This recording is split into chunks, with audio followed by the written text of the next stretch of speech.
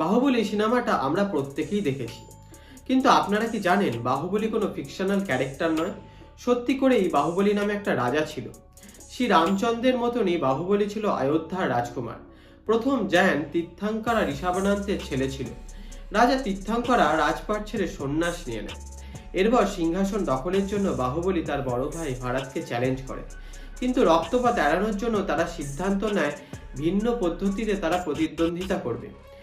তিনটে ধাপে এই প্রতিদ্বন্দ্বিতা সম্পূর্ণ হয়। প্রথম ধাপ দৃষ্টিযুদ্ধা।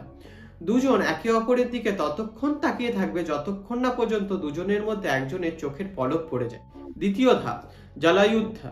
একে অপরের মুখে ততক্ষণ অবধি জল ছুটবে যতক্ষণ না কেউ একজন মুখ সরিয়ে নেয়।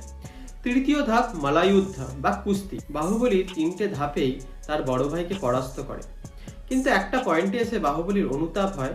সে সংসার ছেড়ে সন্ন্যাস